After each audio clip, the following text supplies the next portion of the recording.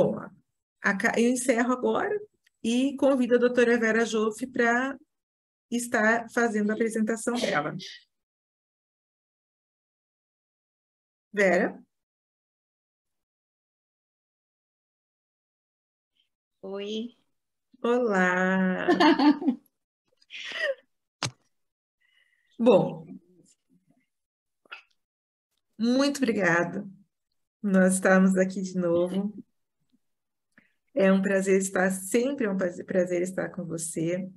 Eu vou dizer que você está linda hoje. E eu vou pedir para você se apresentar, tá? Eu queria que você se Prefiro que você me apresentasse. apresente, mas amor, você ainda tem 7 minutos. Não. Mas Tá ótimo. eu consigo responder as perguntas todas que vão chegar pelo e-mail, né? E assim, mais do que justo que a gente possa até entrar em conjunto nesse Isso, no começo, final, sim. né? Gostaria Porque de... os nossos temas se entrelaçam, né? E que bom que É. se entrelaçam. Então, eu queria que você se apresentasse. O que eu posso dizer, a doutora Vera Joffe é brasileira, radicada nos Estados Unidos há 46 anos, né, Vera? Não, pelo amor de Deus, 44. 44, né? 43, 43, 44, é isso. Aham. A Vera se formou pela USP, em São Paulo, e seguiu para os Estados Unidos, né? Hoje nós tivemos um encontro há algum tempo atrás muito feliz, nos encontramos enquanto professora e aluna, enquanto supervisora e aprendiz, enquanto amigas. Ela tem um pé lá e ela tem outro pé cá. Então, é um presente que acho que nós ganhamos. Acho, não, eu tenho certeza, né? Esse encontro foi um presente, né? Me sinto brindada com esse encontro. E agora, eu quero que você coloque a sua própria apresentação, porque ela é tão extensa que eu não vou conseguir falar. Eu não sei como é que eu vou pro... Você me coloca no... Eu não estou na... Eu estou na tela? Na sua tela? Eu estou... Minha tela, você está. Então, agora eu posso share o screen, né? Ops. Pode, você pode share screen. Vocês estão vendo? Sim, sim. Tá. Antes de mais nada, eu quero dizer para vocês que eu estou super feliz, me sinto super honrada e agradecida a você, Lisa, amigas para sempre. Muito obrigada por tudo e por me convidar. Fiquei super impressionada com a sua apresentação e com a doutor Rodrigo. Amei as duas e não sei o que eu vou falar.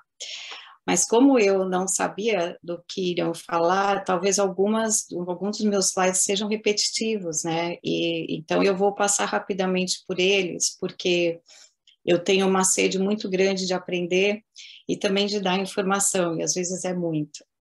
Mas só para terminar a respeito de mim, né? Eu moro aqui nos Estados Unidos, como você falou, eu tenho um pé aqui, um pé ali, e porque eu sempre tive muita sede de aprender, e eu devo isso aos meus pais, e em homenagem à minha mãe, que vai fazer 90 anos, que está aí. Então, essa sede de aprender, eu sempre fiz muita pesquisa, e há muitos anos atrás, há 35 anos atrás, quando vi meu primeiro caso de mutismo seletivo, eu não sabia o que era, porque não tinha aprendido. Então, eu quis aprender mais, e deixa eu mudar aqui, porque tá em cima da minha apresentação, não sei como tirar isso daqui, espera um pouquinho. Bom, quero tirar isso daqui da frente, eu não sei se tá mostrando tudo para vocês, está cheio de Sim, Vera, tá perfeito. Pode seguir. O que eu faço para tirar? Como é que eu faço para tirar isso daqui? É só você clicar na tela. Que? Na tela. Isso. Não, mas está... Então, Sair isso aqui, vem você para quer baixo. você quer tirar a sua apresentação? Não, eu quero tirar isso aqui. Pronto. Agora eu já sei, aí eu não, tá bom assim? Tá ótimo. Tá, deixa eu então voltar aqui, que é o fato de que eu sempre quis aprender, então eu também escrevi livros, e um dos livros que eu escrevi, que eu gostaria de alcançar o paciente, foi esse livro sobre a história de Sofia, que é um livro para famílias e professores para ler sobre o mutismo seletivo. Esse livro saiu faz tempo aqui nos Estados Unidos, eu traduzi para o português, e tem outros livrinhos também que depois eu vou dizer para vocês, que é de autismo e um de ao dentista, que é algo que crianças com ansiedade têm medo também. Mas então, o meu objetivo, né, nessa aula, sem saber quão bem e quanto vocês iam falar do diagnóstico, do tratamento e também de outros fatores do mutismo seletivo, é falar de tudo isso, mas mostrar por que nós precisamos da ciência, né, para falar do mutismo seletivo, né? E quais são os elementos mais importantes que temos para tratar do mutismo seletivo. Então, tem vários tipos de ciência, né? Tem a matemática 2 e 2 é 4, que não tem discussão, apesar de que é uma matemática mais avançada, várias questões, mas engenharia física. E eu estou escutando um barulho de background, só queria dizer. Aí na medicina é uma ciência também, mas também é algo que existe uma forma de medir os efeitos de um tratamento. Então, por exemplo, se alguém está tomando um remédio, insulina para uma diabetes, eles medem o açúcar antes de comer. Sueli, por favor, desliga o áudio.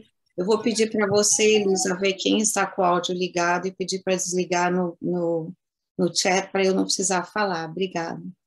Então, podemos medir o efeito de certos tratamentos medicamentosos pelos resultados de laboratório, por exemplo. Uma mamografia para um tratamento de câncer do seio, por exemplo, se fez uma radioterapia, pode ser que na rádio depois vai mostrar que diminuiu um tumor. Então, é uma forma de medir o efeito do tratamento. Isso eu acho muito importante, porque é algo que vocês falaram muito, eu acho muito importante podermos saber como que na psicologia nós podemos também medir o efeito do tratamento, para saber, está melhor? Como está melhor? É como foi falado em termos de medicamento, que melhora um pouquinho, melhora bastante, até chegar num nível bom do medicamento. Então, a mesma coisa em psicologia, como nós psicólogos e outros profissionais da nossa área, medimos isso. Nós não sabemos, os sintomas são internalizados, geralmente, né? Porque a ansiedade é um sintoma internalizado, ou são observados por comportamento, pelo afeto, por exemplo, uma pessoa deprimida, uma inibição, as crianças não falam. E como que nós vamos saber se melhorou ou não, e como que nós vamos diagnosticar? É um dos problemas de diagnóstico do mutismo seletivo. E eu acho que você, Elisa, falou muito bem já sobre o fato do mito que mutismo seletivo é simplesmente uma timidez, que não é. Eu acho que o doutor Rodrigo explicou maravilhosamente bem quando que se torna um transtorno, quando é excessivo e que prejudica a criança na área de várias áreas de funcionamento na vida, né? Então, a Elisa acabou de falar do trauma, você vê que nós temos muita congruência nas nossas apresentações, pelas nossas conversas e trabalho junto. O mutismo seletivo não é gerado por trauma, ele é familiar e genético, e a Elisa falou certo, porque uma das pesquisas que eu faço, que já apresentamos antes, e agora vamos apresentar agora em outubro de novo, no Congresso Internacional, é de aspectos familiares do mutismo seletivo.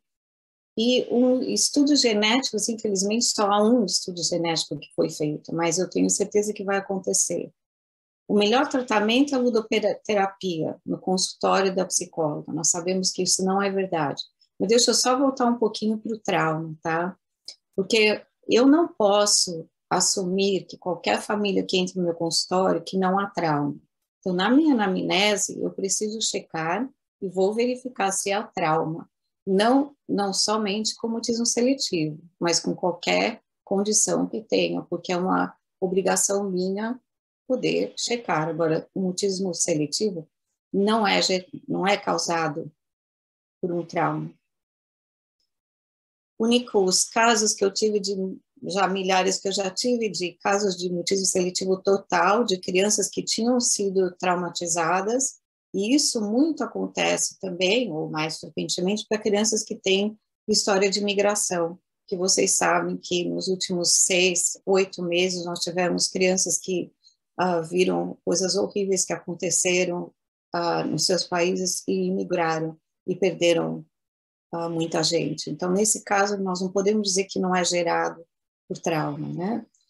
Então, uma criança que tem mutismo seletivo, como a Elisa falou, era chamado de mutismo eletivo. Ela é desafiadora, ela é mal criada, porque não fala, perdeu a língua em casa, e não é verdade. Como vocês já falaram, é um transtorno de ansiedade. Nem todas as crianças com mutismo seletivo têm atraso de desenvolvimento, muito pelo contrário, tem crianças que têm uma dicção maravilhosa, uma linguagem maravilhosa, são perfeccionistas, que acham que estão falando errado, mas que no final, depois de tratamento, são advogados, agora tem uma que é atora, e vão para o outro lado da história. Mas algumas crianças têm desenvolvimento, e muitas das que eu trato, porque eu trato criança muito pequenininha, tem atraso de desenvolvimento de fala e de linguagem. Agora, uma pergunta que me fazem é, e se eu não tratar minha criança, o que vai acontecer? Nós não vemos as crianças que não foram tratadas e que começaram a falar de repente, então não posso falar dessas, e não existem pesquisas a respeito dessas. Mas nós sabemos que as crianças que não foram tratadas e persistem com seus sintomas, elas ficam com muito mais comorbidade, que não sei se vocês sabem essa palavra, quer dizer, outros transtornos começam a aparecer. E como a Elisa enfatizou muitas vezes, quanto mais cedo, melhor. Que o moto que eu tenho na minha testa, quanto mais cedo, melhor. Se eu puder pedir, pelo amor de Deus, se é algum pediatra, eu sei que tem uma pediatra, pelo menos, nesse grupo, eu gostaria muito de que vocês distribuíssem essa informação de prevenção. Quanto mais cedo o correto o diagnóstico, maior a probabilidade de sucesso no tratamento. Eu vou explicar um pouquinho por quê. O tratamento deve ser feito no local onde sintomas acontecem. Como eu já falei com a Elisa, meu cantor preferido é o Milton Nascimento, que eu vou ver em outubro, quando ele estiver aqui. Ele fala que o cantor tem que ir onde o público está. Então, nós temos que ir aonde o sintoma acontece. Ficar no consultório só não adianta. Mas como a Elisa falou, dada a realidade que há pessoas que moram em lugares rurais ou lugares muito longe daqui, São Paulo, do Sul e do que for e do Rio, eu acho que é muito importante usar outros meios para poder disseminar a informação e o conhecimento. Então, te agradeço muito, Elisa, por estar fazendo isso, para ajudar a disseminação de informação, que eu estou vendo que tem pessoas de vários países do Brasil, estou muito feliz por isso. Então, uma das coisas que é importante falar, como eu trato de criança muito pequena até adolescente, também adultos com mutismo seletivo, nós precisamos ver a idade da criança para saber que tipo de tratamento vamos fazer, inclusive o tratamento medicamentoso, não é? E quanto maior a comorbidade, mais complexo o tratamento, isso vai direto com o quanto mais cedo. Quanto mais cedo, menos a probabilidade de outras comorbidades acontecerem, tá? E já digo de antecedência para vocês, e tem que abaixar isso. Então, vocês estão vendo isso? Eu não sei se vocês estão vendo essa barrinha embaixo, mas o TCC, que é o tratamento cognitivo comportamental, para crianças mais velhas, a terapia comportamental para crianças pequenas e a terapia de interação entre pais e filhos com a família, terapeuta e escola, é algo que eu vou apresentar para vocês, tá? Elisa falou muito bem da falta de informação, então é por isso que poucas crianças são diagnosticadas, mas agora com com a disseminação de informação, o que eu quero dizer para vocês, pais e mães que estão nessa apresentação, levem informação para as pediatras. Pediatras, levem informação para os pais, porque quanto mais informação tiver, melhor. Mas quem são os melhores protetores de disseminar informação? Não somos nós, são vocês, pais e mães. E vocês podem persistir com os seus médicos para que comecem a fazer uma referência, ou começar o tratamento do mutismo seletivo. É verdade que a criança começa a mostrar dificuldade mais ou menos aos 2 anos, porque aí que ela já começou a ter uma certa linguagem e falar mais, uma criança que está num desenvolvimento normal. Mas só depois de 2 anos que começa que ela tem uma visita por um fator de mutismo seletivo. Esses 2 anos, que demora para uma criança que já começa a apresentar sintomas até a primeira visita, poderia ter feito muitas coisas, a mesma coisa no tratamento mais cedo de autismo. Nós sabemos que existe uma janela de oportunidade para o autismo muito grande no começo da vida da criança.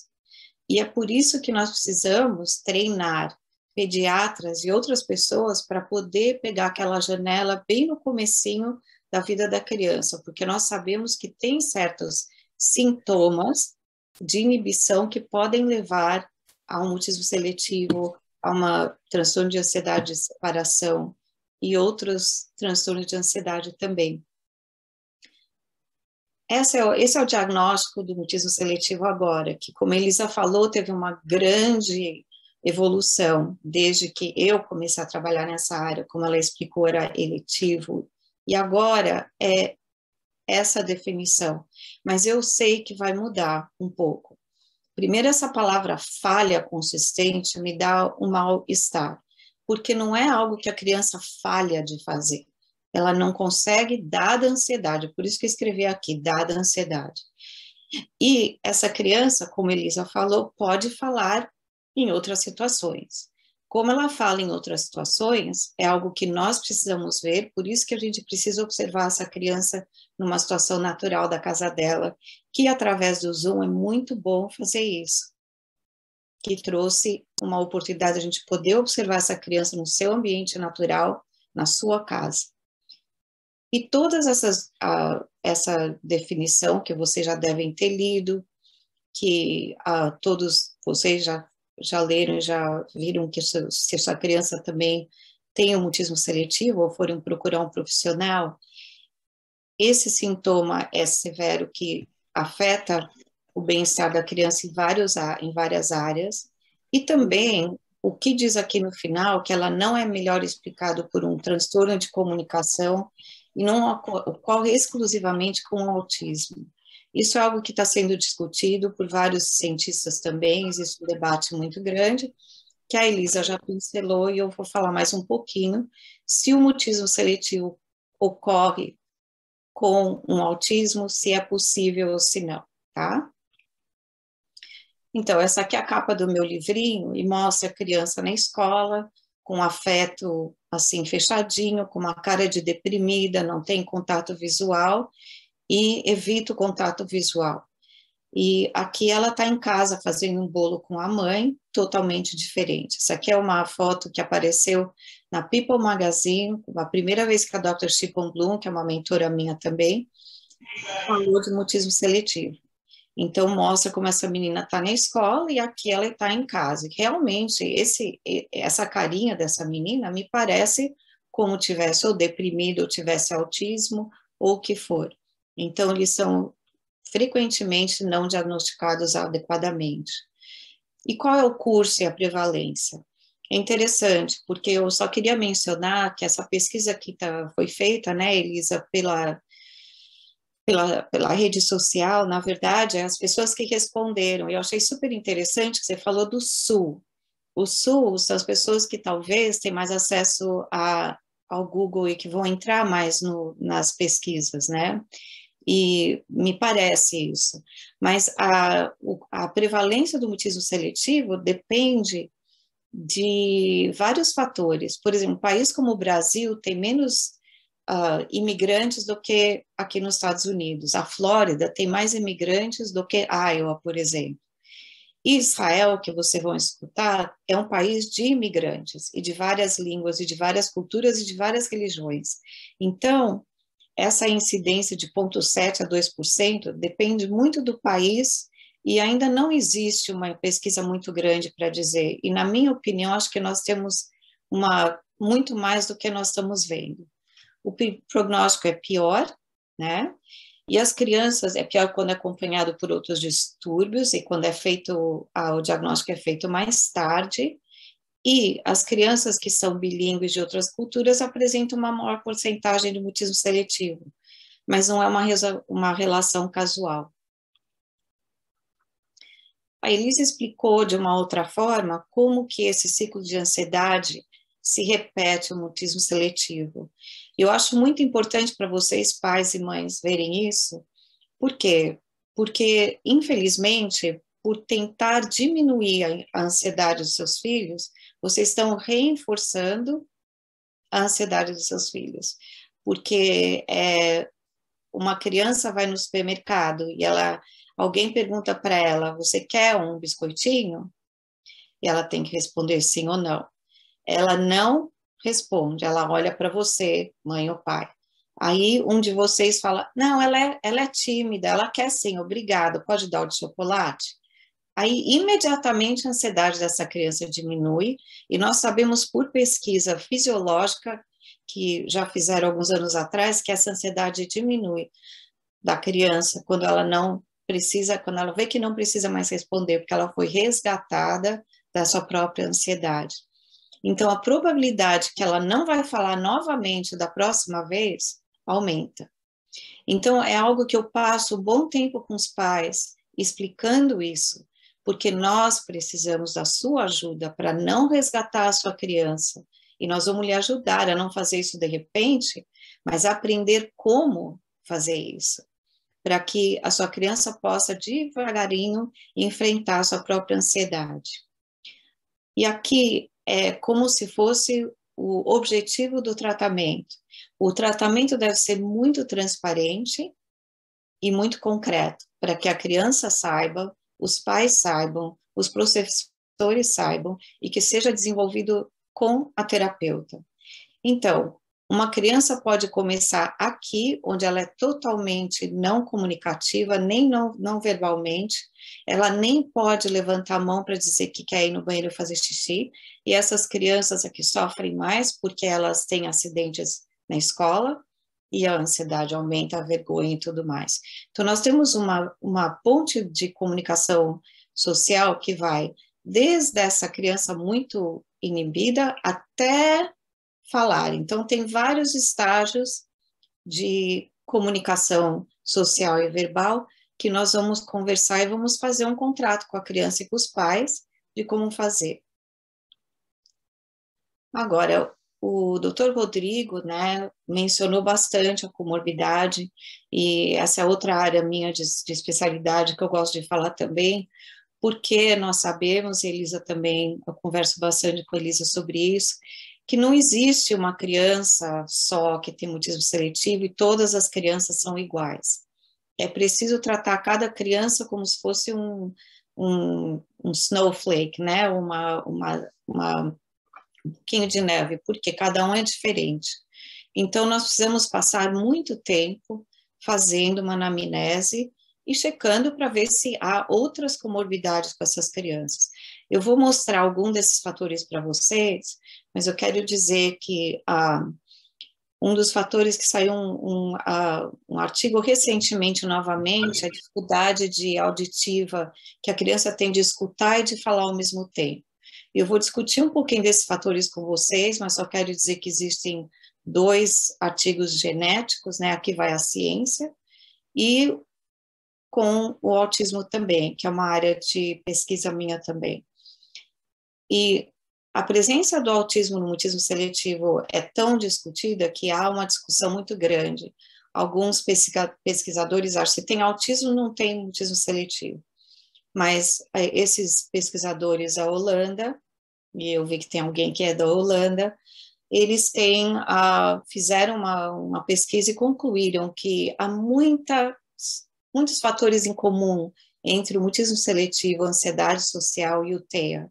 E essa é uma apresentação que eu faço separadamente para discutir como diferenciar, né, Elisa, como você falou, que é importante, quando eles correm, quer dizer, os dois juntos, mas existem muitos comportamentos semelhantes. Os comportamentos repetitivos acontecem em vários. No TEA, a razão e a etiologia é diferente, mas na ansiedade social e no mutismo seletivo, existe uma rigidez cognitiva grande em muitas das crianças. Existe uma necessidade de rotina e outras coisas que eu vou mostrar aqui para vocês. Uma das formas de diferenciar o mutismo seletivo de um autismo, né, de um transtorno de autismo, é pegar uma boa história, e eu peço para os pais me darem vídeos de quando a criança era pequena, nenê, porque no começo da vida, a criança já tem o contato visual com a mãe, a criança típica, e tem aquela troca, que é uma atenção compartilhada, muito cedo na vida. Minha área de especialidade em autismo também, e nós sabemos que cada vez mais nós temos evidências que podemos diagnosticar um possível autismo muito cedo na vida, para dar uma oportunidade para desenvolver estimulação com uma criança de 6 meses. Agora, há crianças que têm um autismo leve, então é mais difícil a gente ver isso cedo na vida. Mas quais são os outros fatores em comum? Muitas crianças com mutismo seletivo têm dificuldade sensorial, eu vou discutir isso mais tarde. Também tem transtornos de obsessão e compulsividade, tem comportamentos obsessivos, tem dificuldade de mudança com a rotina, e rigidez cognitiva e de comportamento. Muitas crianças que têm mutismo seletivo têm isso, mas não têm TEA. Agora, é mais comum mutismo seletivo em meninas que meninos, geralmente, até hoje, não é isso que nós temos visto, e no TEA é mais comum em meninos.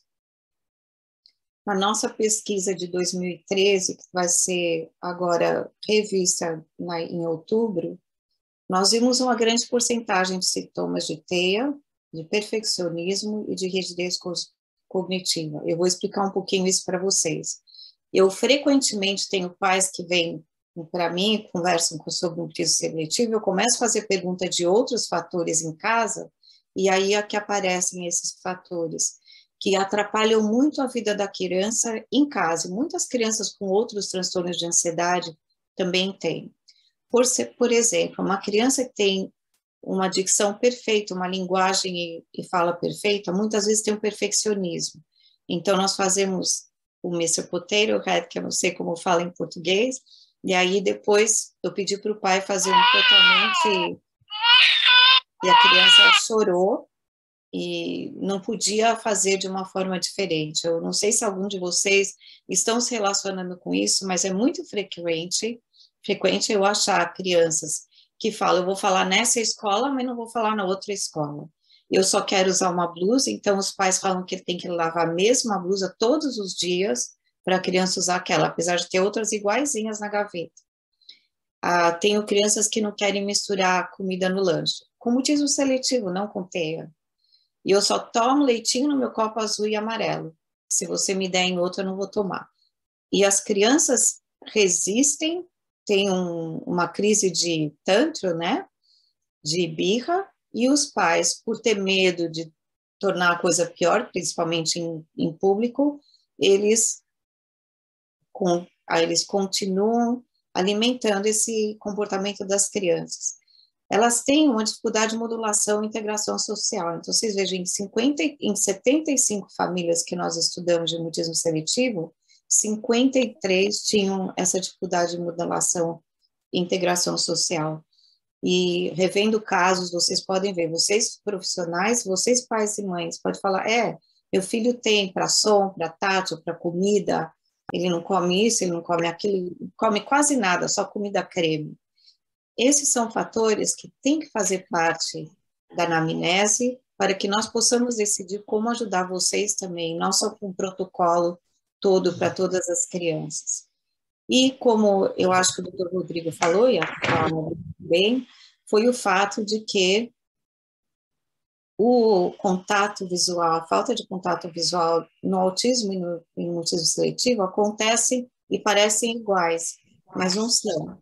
Esse aqui é o meu livro do TEA, do Pedro, e esse aqui é o meu livro de autismo seletivo. Então, vocês estão vendo que é a mesma situação, mas ele é por motivos diferentes. Essa criança tem medo de falar e interagir com as outras crianças.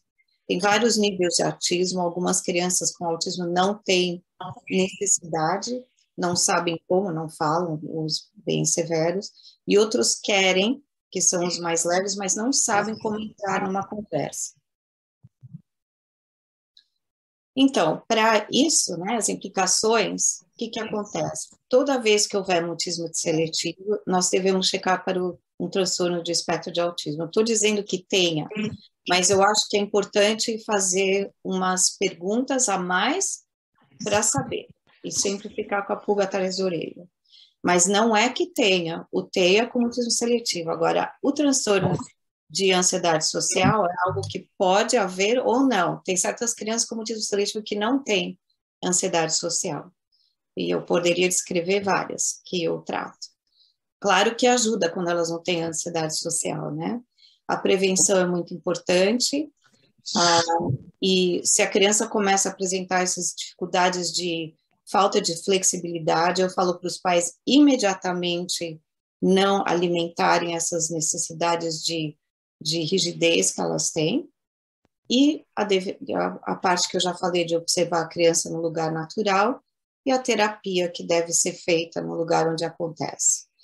Aqui, esse slide é para os profissionais, eu posso explicar para vocês em uma outra hora, eu não quero passar muito tempo nisso, mas claro, como a Elisa falou, nós temos várias escalas aqui que já estão sendo usadas, e é uma forma da gente medir uma melhora. Então, o Selective Mutism Questionnaire já foi traduzido para o português, e a Frankfurt Scale é uma escala que eu acho que é melhor, porque ela também usa 3 diferentes níveis de idades para falar do mutismo seletivo, e ela também pode ser usada para verificar o efeito do tratamento. Nós temos o questionário de mutismo seletivo de família, que depois de outubro vai estar à disposição no Brasil, e é de graça também, nós vamos poder fornecer. E quando há uma suspeita de TEA, a gente faz todos os questionários de TEA e todos os instrumentos. É imprescindível a presença de uma fonoaudióloga quando for necessário. Só que essa pessoa precisa ser treinada no mutismo seletivo para poder trabalhar com uma criança. Senão a criança não vai executar, não vai falar com essa profissional. E o que é uma análise de funcionamento do comportamento na escola? Eu vou explicar um pouquinho isso para saber onde que a criança fala com quem, em que lugar. Isso eu vou explicar para vocês, tá? Então, a maçã não cai muito longe da árvore, né? Então, os pais, quando falam com vocês, os profissionais, geralmente pode haver é bem provável que tenha tido mutismo seletivo, uma ansiedade social, uma ansiedade de separação, quando eram pequenos. Por isso que é muito importante ter a história da família, a história genética e a descrição da vida em casa, e problemas em casa, que são separados do mutismo seletivo.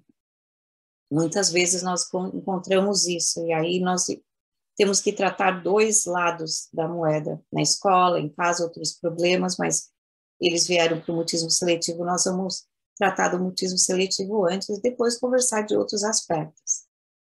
É importante saber como é que a criança fala, com quem, aonde, como e qual o tipo de comunicação. E é importante ter uma história médica também, porque vocês vão ver que nós vamos apresentar que há crianças que têm outras condições médicas que passam despercebidos, mas que são importantes de avaliar.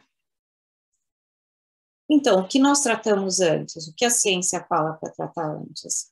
É como é feito com os psiquiatras e neuropediatras. O que está prejudicando a criança mais é o que nós vamos tratar antes. Mas, no caso do mutismo seletivo, quando ele vem sozinho, e quando é muito cedo, nós tratamos com terapia comportamental, crianças pequenininhas, terapia de interação de pais e filhos, e terapia de comportamental e cognitiva, ou cognitiva comportamental com as crianças mais velhas e adolescentes. É imprescindível o treinamento na escola. Se há TEA, tem que fazer um tratamento multidisciplinar. E se há um mutismo seletivo com o TEA, então nós vamos fazer todos os tratamentos juntos como um time, não individualmente. Então, o que acontece é que a criança começa a apresentar os sintomas e ou a escola traz, ou os pais percebem, como a Elisa falou, o Google, né? Aí contata o terapeuta. E no final, o tratamento mais importante acaba sendo aqui. Então, eu gostaria que vocês vissem esses 3 elementos que são os mais importantes no tratamento do mutismo seletivo. Não são 2, não é 1, não tem o mais importante, mas a base do tratamento fica sendo aqui. Porque o mutismo seletivo é um sintoma que acontece num lugar específico, ou lugares específicos. Então, é nesses lugares específicos, com essas pessoas, que nós vamos tratar, né? E na maioria dos casos é com a professora, com os professores e com os amiguinhos na escola. Às vezes, não. Há exceções à regra. Para quem já trabalhou com tantos, vou dizer para vocês que é uma combinação de variações, mas a maioria é isso. E o que é uma análise funcional do comportamento? Nós queremos saber qual é o tipo de comportamento que a criança está mostrando, aonde e como que isso está sendo feito com a professora. A professora deixou de perguntar para a criança? A professora perguntou para a criança de novo? A professora puniu a criança? Aconteceu isso numa escola que eu fui. A professora mandou a criança para uma classe de 3 anos quando ela tinha 5, como uma punição que ela não falava na classe. Então, é por isso que nós precisamos ver 3 elementos, que são o lugar onde a criança fala, a pessoa com quem a criança fala e a atividade. Como assim atividade? Eu vou falar para vocês, ontem mesmo eu fui numa escola e eu vi que na escola o menino não falava com a professora, mas antes de eu ir na escola, eu fui tomar café da manhã com a mãe dele e com ele num restaurante, do lado da escola.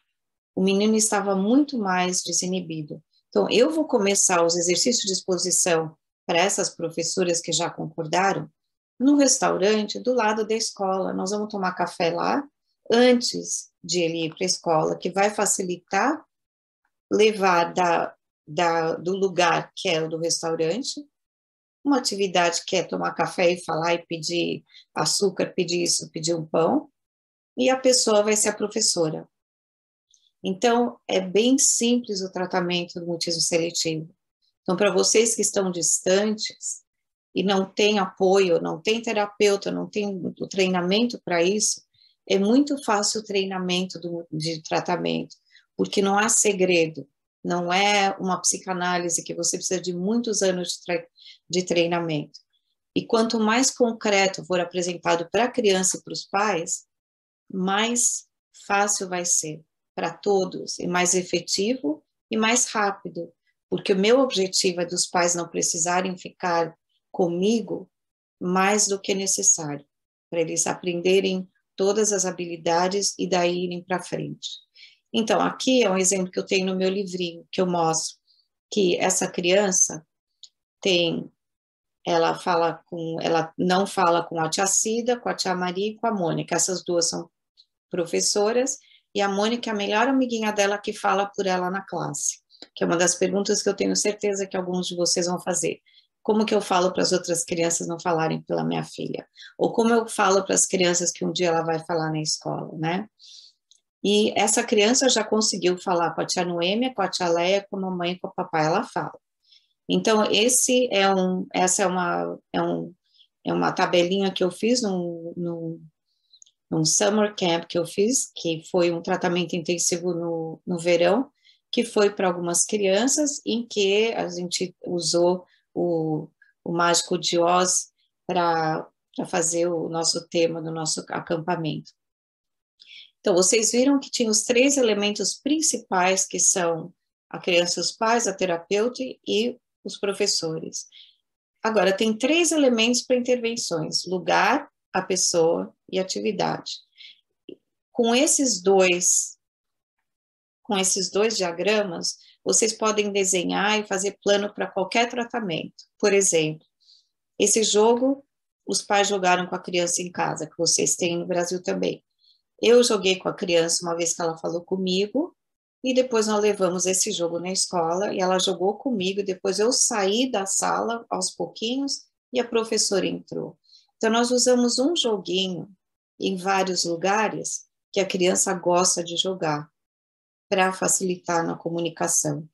Aqui é um outro exemplo, essa menina no meu consultório, ela não conseguia desinibir. Aí eu trouxe um cachorro de uma pessoa no consultório, ela adora cachorro e começou, sem querer, começou a falar com o cachorro e comigo sobre o cachorro. E conseguimos levar o cachorro na escola e ela começou a falar com a professora na escola. Hoje em dia ela está terminando o colegial e está bem. E essa menina aqui também é uma atividade lúdica que ela foi fazer com uma pessoa que ela não sabia que ia ser professor dela, e brincou de chá, porque os dois vieram da Inglaterra, e ele ia ser o professor de computador dela. Então, ele mostrando isso para ela, e ela começou a falar com ele e brincou de chá. E no final, foi assim que ela foi introduzida para todos os professores dela no ano seguinte. Eu gosto de mostrar essa massinha, porque é de uma paciente que tinha mais ou menos 5 anos, e foi essa forma que nós usamos para ela fazer os objetivos a cada semana do tratamento dela. Então, aqui a pessoa com que a última pessoa que ela ia falar, que era um tio que vinha visitar de outro país, e aqui é ela. E ela falou que ela queria ir até aqui, que é aquela ponte de comunicação da doutora Chepon Blum. Eu acho isso muito importante, porque dependendo do nível de desenvolvimento da criança, tem que usar os elementos necessários para adaptar para ela, tá? Então, fora o tratamento, eu acho que a Elisa apresentou isso muito bem. Eu acho que o trabalho de consultoria global para famílias e profissionais, eu vejo que a gente de todos os estados e de outros países também, é muito importante fazer uma colaboração. Eu acho que o que a Elisa falou da pandemia permitiu que todos nós pudéssemos também ajudar outros países e outros lugares onde não há informação de mutismo seletivo. Então, continuando essa disseminação de informação, e eu faço consultoria, faço educação para os pais e professores, e também para profissionais que precisam. E é muito importante fazer isso. Como tratamento, que eu não sei se eu já deixei isso claro, mas eu quero dar um pouquinho de tempo para perguntas e a gente ainda tem muito para falar. Como eu queria dizer para vocês, é que todo o tratamento que eu faço, coloco os pais e os professores como terapeutas. Eu sou a coach. E isso vem já de muitos anos, mas desde que eu comecei a fazer a terapia de interação entre pais e filhos, que não é minha criação, é Parent-Child Interaction Therapy, que foi feita por Dr. Sheila Iberg aqui nos Estados Unidos, e esse tipo de protocolo é super definido. Há um livro de como fazer esse tratamento. Então, é como fazer um EEG ou um eletroencefalograma, não é tão preciso, mas é um protocolo. Então, é cientificamente estudado, é fácil de estudar, e é fácil de estudar os efeitos. Mas esse foi originalmente usado para criança com comportamentos desafiadores, e eu uso para também esse tipo de apresentação.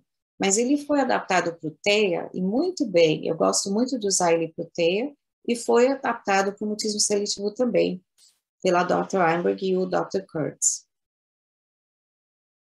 Então, essa terapia de interação entre pais e filhos, os pais são os terapeutas, eles que aprendem as técnicas que os ludoterapeutas e fonoaudiólogos usam para trabalhar com crianças, para aumentar a linguagem, a comunicação e também o comportamento apropriado, no caso das crianças que têm problemas de comportamento desafiadores.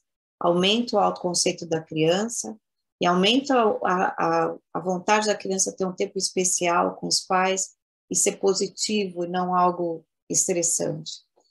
As professoras também aprendem e são as pessoas que vão aplicar essa terapia de interação com as crianças.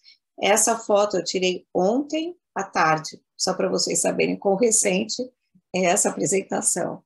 Essas professoras foram maravilhosas e querem que eu volte, e eu fiz uma exposição para elas do que era o mutismo seletivo, e ontem nós fizemos nossa primeira exposição à criança. Então, para essas professoras, nós fizemos a primeira fase desse tratamento, que em que a criança liderou a interação. E como essa é uma escola Montessori, essa criança já está acostumada, é mais fácil. Aqui é um exemplo de exposição, que eu sei que a Elisa também faz, onde depois da gente praticar muito com a criança como pedir um sorvete, no consultório podemos fazer isso, nós fazemos, então, vamos até a sorveteria, que é uma delícia essa sorveteria, e as crianças têm que pedir que tipo de casquinha elas querem, que tipo de sorvete. Mas eu treinei as pessoas da sorveteria para fazer umas perguntas que são específicas, que eu vou falar para vocês. Então, aqui, vocês estão vendo que não só os pais, mas os professores também são os terapeutas. E a única coisa que eu tenho que ficar é atrás dos bastidores, que é o que eu gosto de fazer. Porque assim, eu vejo que eles aprenderam essas habilidades para se comunicar com a criança, e depois eu vou saindo e eles vão entrando, até que já terminei a minha intervenção. Então, eu não preciso estar na escola frequentemente, e eles podem consultar comigo e mandam vídeos, ou eu posso ir na escola. Essa escola que eu fui, eu vou novamente essa semana que vem, e depois de umas 2 vezes já terminou a minha intervenção com eles. Então, qual é a base dessa terapia de interação entre pais e filhos, no caso do mutismo seletivo? O objetivo, no começo, é aumentar a conexão com a criança. Então, a criança está brincando, e então a professora está ou descrevendo o comportamento da criança, ou então ela fala: que legal o jeito que você está construindo os seus blocos, gostei do desenho que você está fazendo. E essa professora não pergunta nada no começo.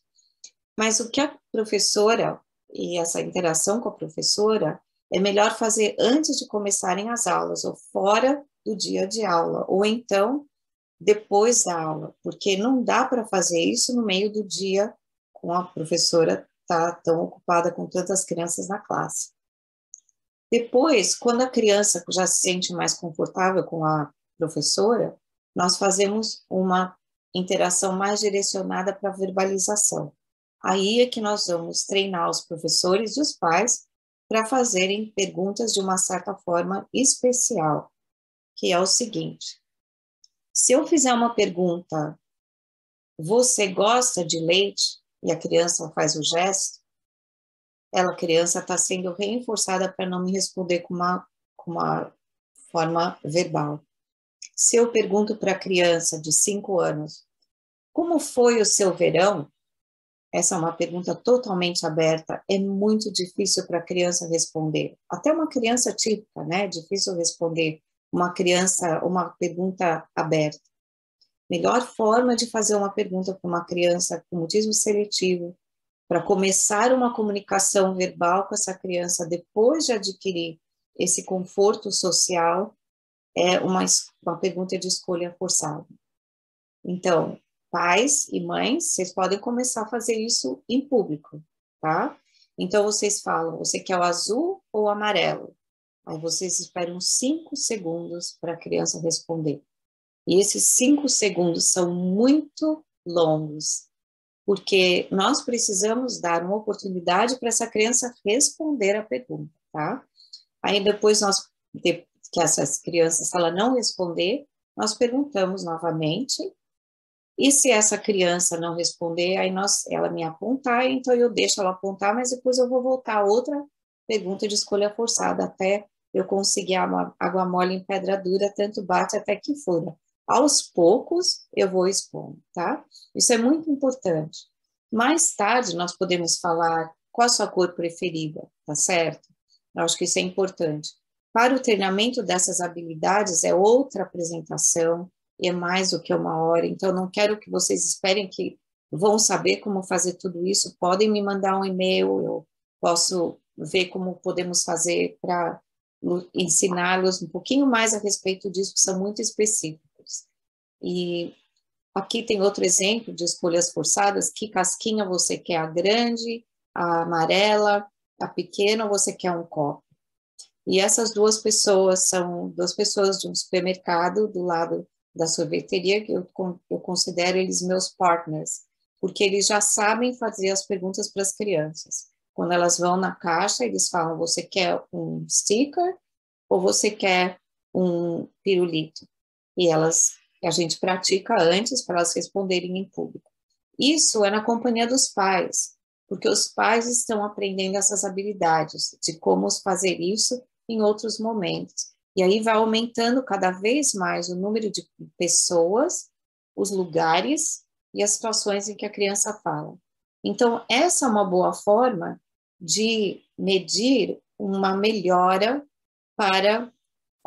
do tratamento, tá certo? Eu estou checando aqui a hora, eu vou falar bem rapidinho aqui. Então, nós fazemos bem devagar, a gente começa de bem pouquinho, né, de exigir pouco da criança, mas todo dia a gente vai aumentando um pouquinho, a cada 3 dias nós aumentamos um pouco o nível de exigência para essa criança. Então, aqui seria, a mãe vem com o menino no meu consultório, e aos poucos ela vai saindo e eu vou comunicando com a criança.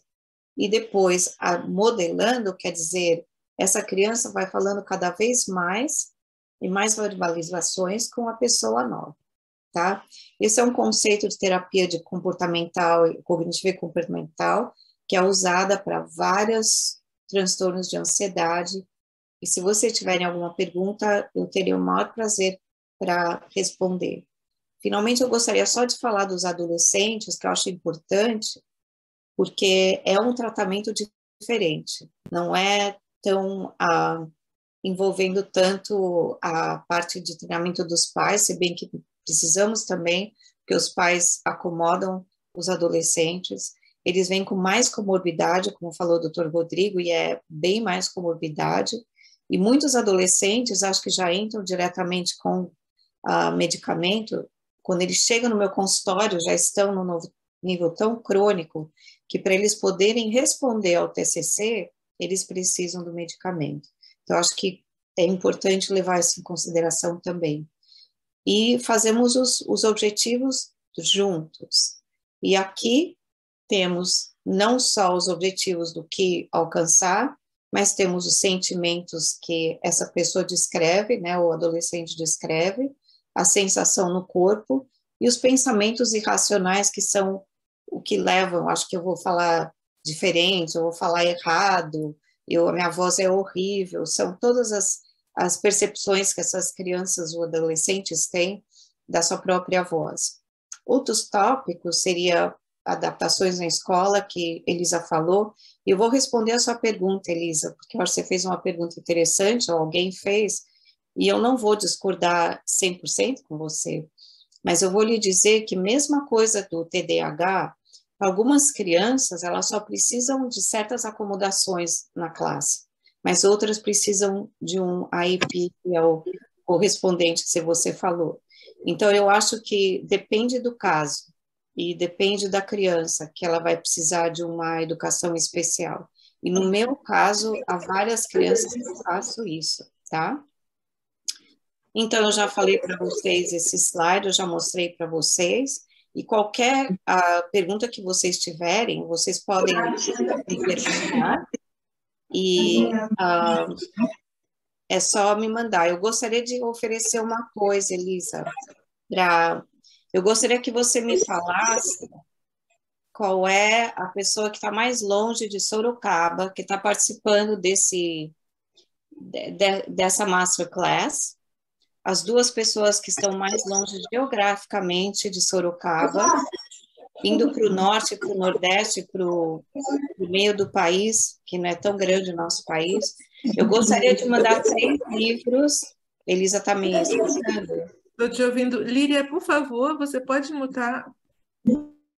Sim, pois não. Eu gostaria de mandar o meu livro da Sofia para 3 pessoas que estão as mais remotas no Brasil, de Sorocaba e de São Paulo, como um presente, uma forma de mostrar um grande desejo de comunicar e de disseminar um pouquinho da informação.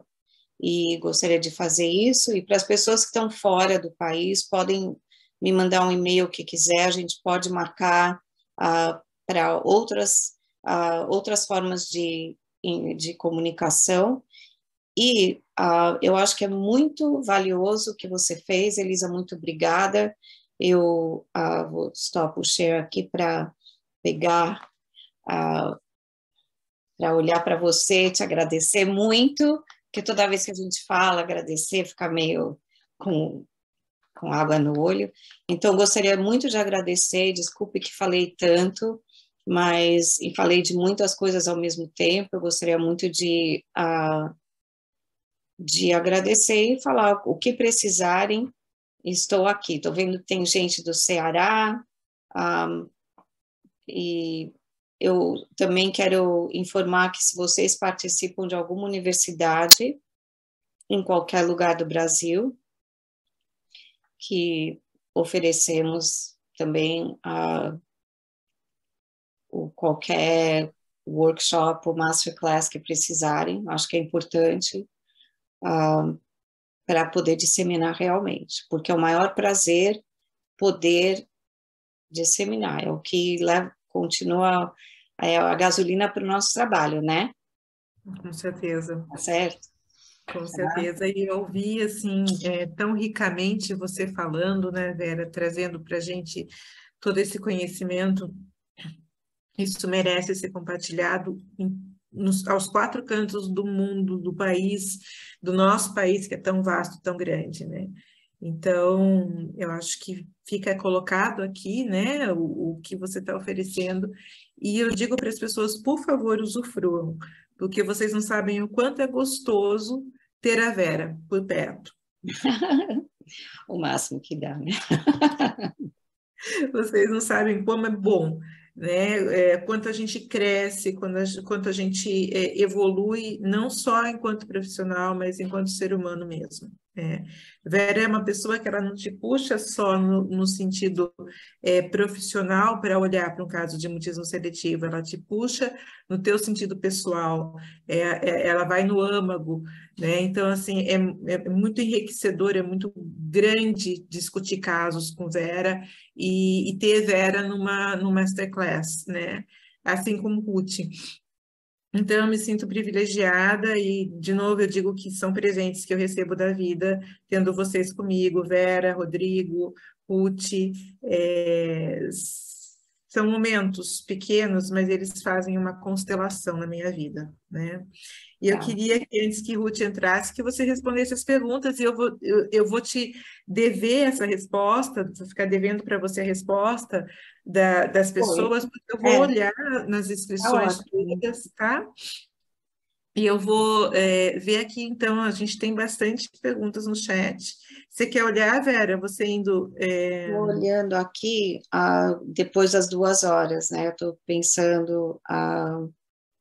aos questionários de mutismo seletivo. Sim, como eu disse, vai ser disponível, porque ele vai ter que ser publicado agora em outubro, e os 2 outros autores querem que espere para poder ser disseminado, mas eu já tenho a promessa já faz tempo, o pessoal também de Alagoas, que pediu, e a Elisa também, ele vai ser disponível vai ser um documento que vai ser de graça e vocês vão poder completar e vai ajudar não só a pessoa, a terapeuta, a aprender sobre essa família, mas também a pesquisa, né? Que eu acho que é muito importante. E a Patrícia, tá? Então, a Patrícia está falando de seletividade. Obrigado por falar do banheiro, porque não só em casa, mas eu acho que a coisa mais importante.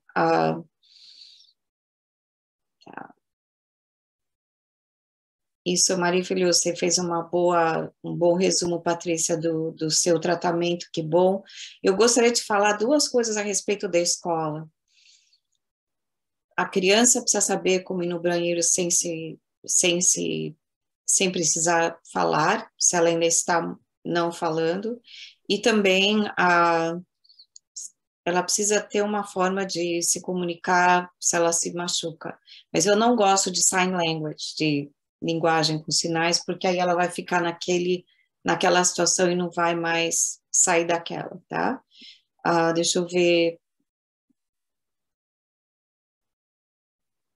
Tá. Tem uma pessoa, a Ana Carla, falando que é de não ter ido voltar para a aula. E as aulas começaram agora. Eu gostaria de lhe dizer que, claro, que existe comorbidade com refuso de ir na escola, com a fobia de ir na escola,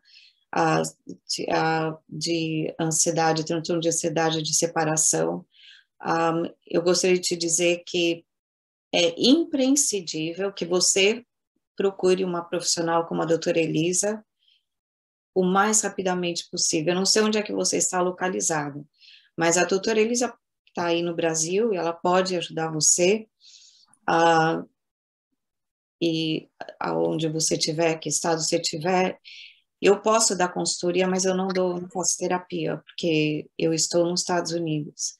Então, eu acho imprescindível você fazer uma intervenção de uma pessoa que possa ir na escola também, que se a doutora Elisa puder ir, se você está localizada perto dela, eu acho importante que cada dia que a sua filha não vai na escola, são 10 dias de tentar ir na escola, mas é imprescindível a colaboração da escola. Então, precisa ir na escola antes para pedir, aí essa criança, sim, por lei, e a Elisa vai explicar depois, deve ter uma lei federal que ajude a entrar na escola e a psicóloga está lá dentro, pelo amor de Deus. Espero que sim. Então, por favor, se você puder mandar um e-mail para a doutora Elisa, pode mandar para mim também, mas ela vai poder te ajudar com essa parte de entrar na escola, porque refuso de escola ou a fobia de escola e não ir só aumenta. Cada dia que a sua filha não vai, ela é reforçada a não ir, tá? Eu vi que tem alguém do Ceará que provavelmente vai ganhar um livro. Aracaju, sim. Rio Grande do Norte, tá bom. Portugal, tá ótimo. Maravilha. Eu estou vendo aqui de onde as pessoas são, e eu não sei se há outra pergunta, mas o livro é para as pessoas conhecerem um pouquinho do motivo seletivo. O livro da doutora Ruth é para terapeutas e para pais, é bem mais detalhado. O meu livro eu publiquei há muitos anos atrás, e foi com uma tentativa de atingir os pais e os professores de uma forma bem rápida, e ele é bem lúdico, tem também desenhinhos maravilhosos, e que ajuda a entender. A criança pode ler o livro depois, mas é mais para os pais e para levar na escola, para a professora, tá certo? Eu não sei, alguém mencionou alguma coisa, só para terminar, alguém mencionou alguma coisa de terapia por vários que está fazendo no consultório.